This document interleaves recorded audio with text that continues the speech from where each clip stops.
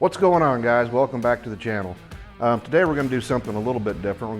We're going to swap exhaust on my K0 CT70. This is an original Honda frame with a build date of 12/69. If you've been following my channel for a while, you've already seen this bike. This past summer I dynoed it at the Barber Small Bore Fest. There's a video on that. I'm going to put a link to that in the end screen. And in that video, I talk a lot about what I did to the bike and all the different details of the components I used and whatnot. But it made 10.5 horsepower on the dyno. And that was using this TB Parts aftermarket exhaust. Now, when I originally put this together, my goal, even though it's heavily modified, was I was trying to stick with as much of a stock look as I could get away with. At the time, there wasn't really any high-performance exhausts available on the market that still had that look of the stock exhaust. So I went ahead and went with this. There's absolutely nothing wrong with that setup there. That's a really nice piece for, you know, a decent amount of money. But here recently, I started kind of poking around a little bit. I came across a company out in California called Bart Moto Co. And he's really stepped up his game. He's got a lot of good parts. He's importing a lot of stuff, obviously. But I picked up this new muffler setup here that's got the K0 style, you know, chrome exhaust shield on it. And I'm sure, you know, from a distance, it almost looks stock. But then, you know, if you flip it around, you can see this is anything but stock. It's a nice polished stainless steel. You can see how much larger the outlet is. And then even the head pipe leading up is significantly larger. It's basically the same piping size heading up to the muffler as this is. But what we're going to do today is we're going to do a little sound test and compare the two. And I'm sure there's some performance differences, but I have no real way of measuring that, you know, here other than my butt dyno. So let me roll this thing outside real quick. We're going to fire it up with this setup on, and then we'll come back and we'll get this thing taken off and we'll put this one on.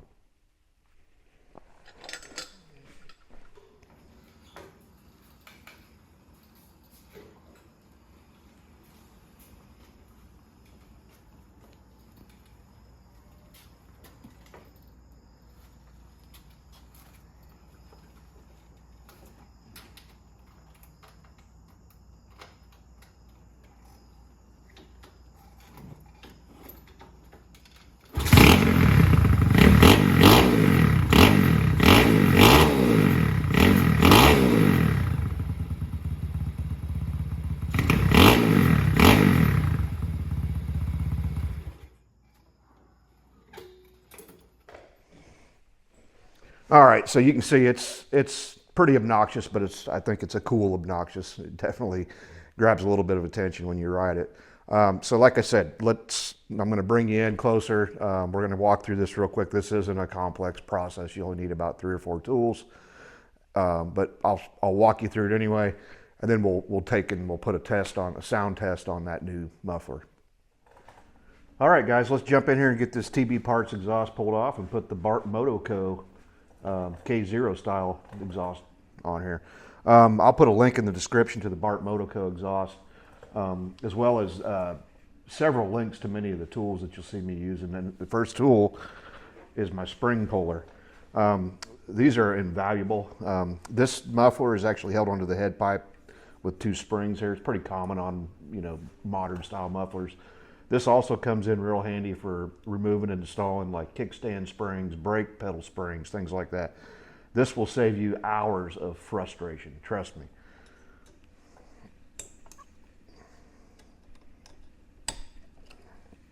So I'm not going to go into great detail on removing the TB Parts exhaust and make you live through all that.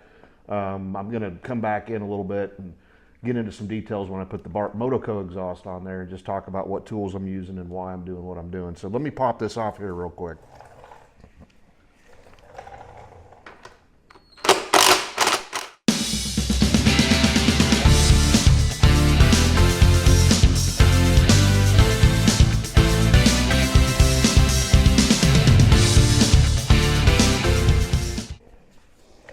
Okay, we got that off there. If you've watched more than 2 of my how-to videos, you know I always point out that up inside that exhaust port on your head, there's a crush washer in there to seal the exhaust. And the Bart Moto Co kit actually came with a new one. And of course, when I put the TB Parts exhaust on there, I put a new one in, but I've had it on and off a couple times and it's already been compressed or crushed. So let me dig that out real quick, hopefully, and then we'll move on.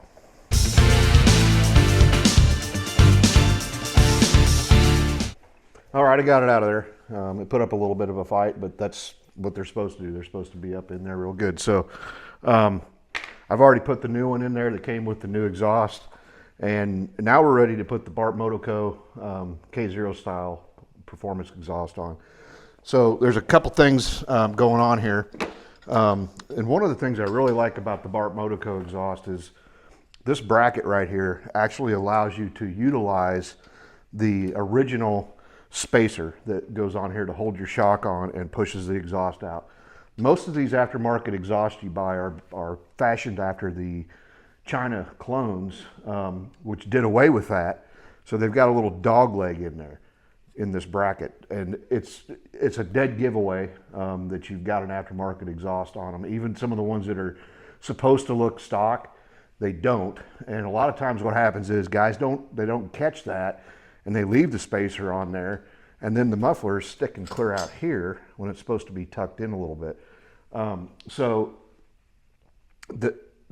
this one actually comes with that spacer as well, and I have no idea where mine is for this because the TB Parts had its own setup. So I'm going to throw that on there real quick, and then we're about to slide this on.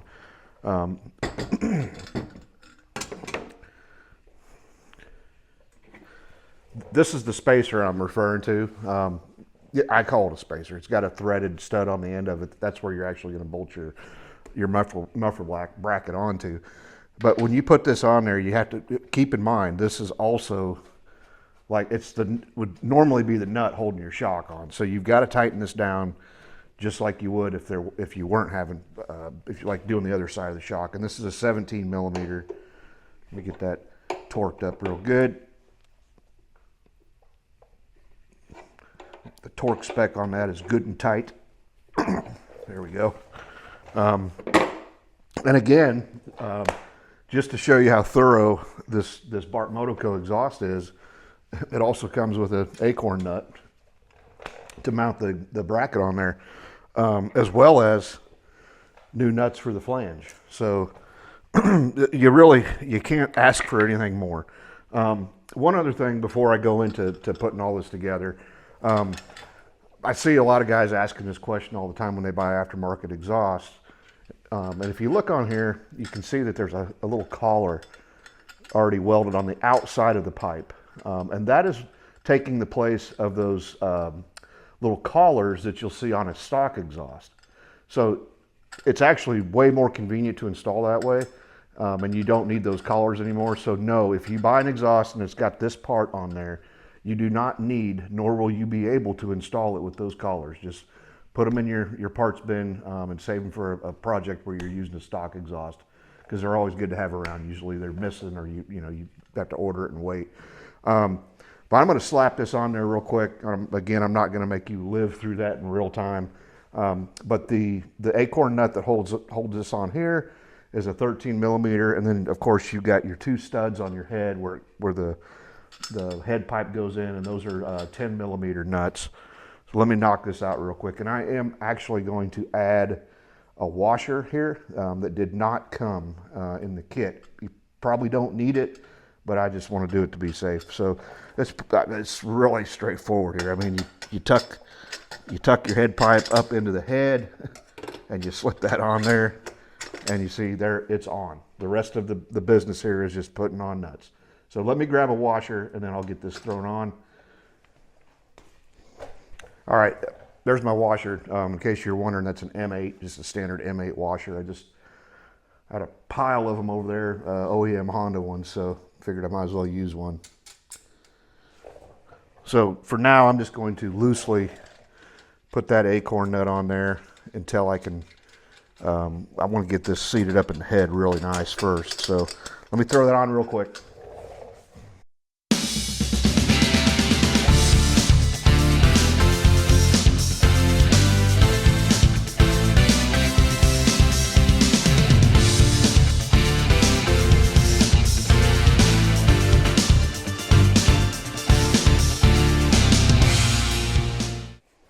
All right, there she is. I mean, it was just that easy. You probably saw me fumbling around a little bit. I found it easier to remove it from this upper bracket, make sure the pipe was fully inserted into the port on the head, get those nuts started on there, and then slip that on. It's also worth noting when you tighten up this flange down here on the head, common sense tells you that you need to equally tighten those nuts. So you got to kind of go back and forth, and you can see the clamping flange there. You want it to be sitting pretty much, you know, parallel to the head surface. So other than a few fingerprints here, I don't know why anyone would build a K0 CT70 resto mod and not use that muffler. That is a beauty. I'm going to drop you in real quick, like I like to do. Just give you a little bit of close-up of that new piece of jewelry that we're wearing, and then we're going to do the sound test on this and wrap this up.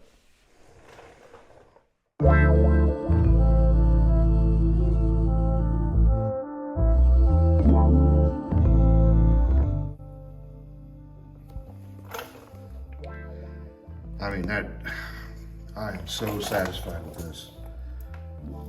It's a nice brushed stainless steel muffler and head pipe.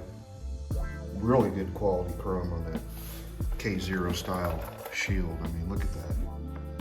That pretty much just finished the bike off, if you ask me. There's nothing else that I need or want to do to this. Okay, let's go do that sound test.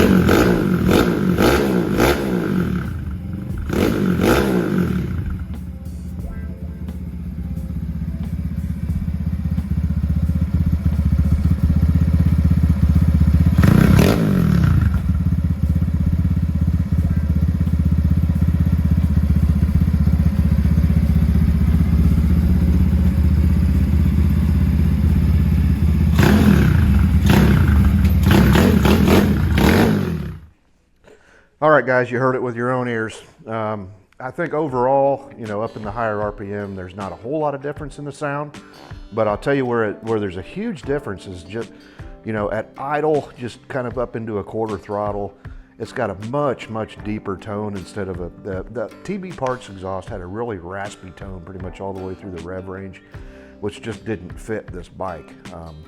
So I couldn't be happier with the Bart Moto Co. Exhaust, the K0 style. This is just a great buy. And again, there'll be a link in the description to that setup, as well as all the tools I use. And I think that's going to pretty much wrap it up for this one. We're about to head on down to Barber Vintage Fest at Barber Motorsports Park in Leeds, Alabama in a couple days, with a whole trailer load of bikes, this being one of them. So we can't wait. We're pretty excited about that, but I think that'll do it for today. As always, if you like what you're seeing here, please subscribe. And again, there will be a link in the end screen here to the dyno video and a little more thorough walkthrough on this bike. So thanks for watching.